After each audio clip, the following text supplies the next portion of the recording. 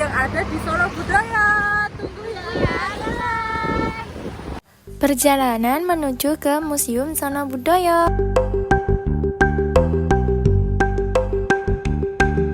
Tada, akhirnya kita sampai juga guys di pameran Meet the Mind From Mythology to Art and Sustainability.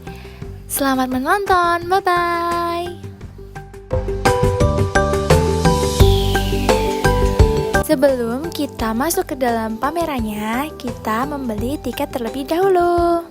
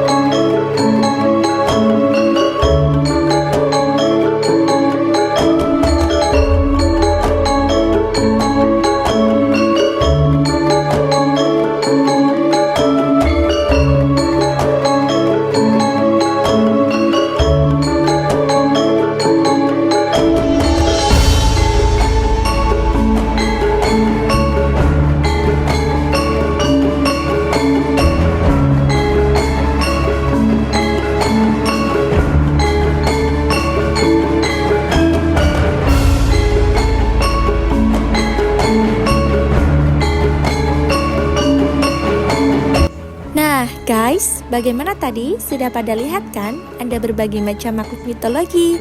Di sini juga ada tempat karya loh. Kalian bisa melukis makhluk mitologi sesuai imajinasi. Karena durasi tugas vlog kita masih panjang, di sini kita akan mewawancarai salah satu narasumber. Oke, sebelumnya mohon maaf dengan waktu Bapak. Saya sama saya dari mahasiswa dari Universitas Negeri Yogyakarta, Prodi Pendidikan Bahasa Daerah, mau mewawancara tentang event yang ada di gedung ini. Sebelumnya mau tanya, apa judul atau nama dari event pameran di dalam situ? Ya, kalau untuk pameran kali ini kita mengambil judul Meet the Myth From Mythology to Art and Sustainability. Jadi pesan yang ingin kami sampaikan itu dari koleksi-koleksi yang dimiliki oleh Museum Sono Budaya, terutama koleksi makhluk mitologi itu memiliki pemaknaan yang sangat dalam dari masing-masing makhluk mitologi, sehingga makhluk-makhluk mitologi yang mewujud dalam berbagai karya seni itu bisa menjadi sarana untuk menyampaikan maksud-maksud tertentu kepada masyarakat. Unsur seninya dapat dari kreasi para seniman dalam mewujudkan imajinasi mereka tentang makhluk-makhluk mitologi seperti Garuda, naga, singa, lalu juga burung dan lain sebagainya dalam bentuk yang mereka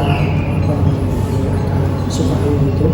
Dan kalau untuk narasi mengenai kelestarian lingkungannya itu biasanya kami menitikberatkan pada hubungan antara manusia dan kesemarasan yang terjadi seperti itu. Jadi kita filosofi dari apa yang membuat dari tersebut. Yang ingin kami sampaikan. Terus selanjutnya tujuan dari pameran ini Pameran ini karena berlokasi di Museum Cagar Budaya, jadi museum itu merupakan suatu lembaga untuk menyampaikan edukasi kepada masyarakat, selain juga memiliki aspek wisata. Jadi kami ingin menyampaikan edukasi kepada masyarakat terkait dengan mitologi dan apa yang ada di mitologi tersebut.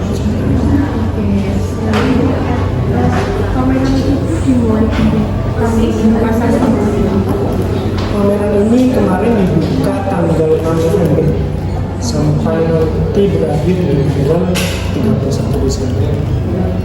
Untuk jam bukanya setiap hari Selasa sampai hari Minggu di jam 8 pagi sampai jam 9. Kalau untuk kelas tiketnya teman-teman yang datang malam itu kami layani di jam 8. Selanjutnya ada nggak ini omelan yang apa ya bestseller ya yang biasanya banyak diminati oleh kawan-kawan seperti kami ini ada? Berarti Gen Z dan milenial ya? Gen Z dan milenial. Ya. Nah, kalau sama budaya itu sebetulnya rutin menggelar pameran temporer. Selain pameran temporer, kami ada pameran tetap. Kalau pameran tetap ini teman-teman bisa datang ke gedung Thomas Karsten dan gedung Stabrata. Pameran tetap itu dilaksanakan di bawah gedung itu. Kenapa disebut pameran tetap? Karena dia buka sepanjang waktu, jadi sepanjang tahun. Beda dengan pameran temporer yang kami laksanakan di gedung Saraswati. Pameran temporer sesuai namanya, dia itu ada jangka waktu tertentu, jadi ada waktu khususnya. Beda dengan pameran tetap yang dia buka atau dilaksanakan sepanjang tahun. Nah, kalau untuk yang paling favorit sudah bisa ditebak itu di instalasi-instalasi yang ada teknologinya. Jadi penyampaian koleksi atau penyampaian suatu nilai-nilai itu dalam bentuk yang kekinian. Kalau di gedung Thomas Karsten itu ada wahana interaktif berupa layar sentuh. Jadi ketika pengunjung menyentuh itu nanti muncul informasi mengenai keris, sejarahnya dulu seperti apa, awal dari bentuk seperti apa, sehingga sampai sekarang sudah bertransformasi menjadi keris yang bisa teman-teman lihat. Terus selain itu juga ada video mapping Ramayana, itu dengan bentuk animasi gitu, Ramayana dari Sinta diculik sampai ke Rahwana. Lanjut ke gedung Stabrata, di situ ada video mapping Restafel, jadi jamuan makan di keraton yang menggunakan peralatan perak. Itu kombinasi antara unsur Jawa dan Eropa. Lalu instalasi-instalasi lainnya juga ada video mapping berupa kisah Damar Wulan, tapi dalam bentuk wayang kulit gitu. Kemudian selanjutnya ada kisah Aji Saka, jadi awal bentuknya huruf Jawa. Terus ada Jemparingan, wahana Jemparingan menggunakan VR.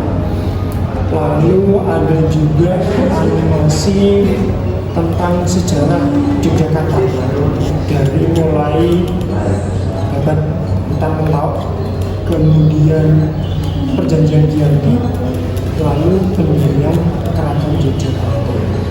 Selanjutnya ada juga video mapping yang menampilkan sumber filosofis yang tahun lalu sudah goal di UNESCO menjadi warisan dunia. Dan yang terakhir itu ada semacam permainan kayak gitar hero gitu, mengenal menunjukkan kayak apa, memukul gitu, melepaskan nada. Tadi berarti ada video mapping, ada yang memakai teknologi dan lain sebagainya. Itu termasuk cara menarik Gen Z untuk berkunjung ke museum ini. Selain itu, apalagi yang untuk menarik para wisatawan, terutama anak muda, agar bisa berkunjung ke sini, tertarik, itu bagaimana? Kami memperbarui storyline pameran. Jadi baru saja juga pelestariannya. Nah, di Solo Budaya ini kami membuka diri kepada masyarakat apabila ingin bekerja sama dalam hal praktek konservasi koleksi atau benda-benda bersejarah. Nanti bisa mengirimkan surat permohonan itu kepada kepala museum. Ditujukannya nanti suratnya dikirim ke Solo Budaya Media. Nah, itu nanti menunggu respon dari kami supaya nanti bisa mendapatkan tindak lanjut dari museum Solo. Terus juga tantangannya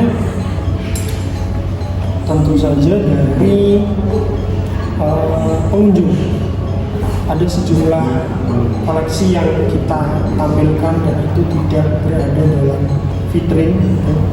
Nah, itu nanti perlu pengawasan ekstra supaya tidak terjadi interaksi dengan pengunjung. Jadi memang di awal sebelum pengunjung itu masuk ke ruang pamer, kita sudah jelaskan bahwa pamernya nanti seperti ini. Kemudian kita tempatkan juga galeri sitter yang ketugasannya itu selain menjelaskan kepada pengunjung, mereka sekaligus menjaga keamanan koleksi-koleksi. Oke. Selanjutnya, adakah cerita yang unik, cerita unik atau inspirasi di balik pameran tersebut? Sebetulnya cerita uniknya itu tema figur mitologi yang kita angkat menjadi tema besar pameran ini. Sekilas, kalau dilihat sekilas melalui rapat-rapat koordinasi itu, dia muatannya untuk disampaikan itu terlalu berat, nggak bisa untuk semua umur. Maka ada masa-masa kompromi antara pimpinan dengan tim kurator dan juga teman-teman dari divisi kepanitiaan lain yang mereka ikut memberikan sumbangsi pemikiran mengenai caption-caption yang bagaimana sih sebaiknya disajikan supaya ini bisa lebih ringan, bisa menjangkau semua umur. Nah, akhirnya ditampilkanlah figur-figur yang itu erat kaitannya dengan kejadian-kejadian di sekitar kita, kayak Bendawan Melo itu tadi kaitannya dengan gempa bumi, kemudian figur Naga Besaki yang merupakan awal mula terjadinya Selat Bali. Kita tampilkan dalam bentuk harapan kami kepada pengunjung pameran Amex 2024 secara khusus maupun pameran tetap yang ada di Solo Budaya. Pengunjung tidak usah ragu untuk datang. Kami sangat terbuka terhadap masukan, saran dan juga kritik. Dan kalau pengen didampingi oleh pemandu itu memang sudah kita sebutkan, jadi sudah dibuat dengan penunjukan budaya bergabung di masyarakat budaya sejak tahun 2021.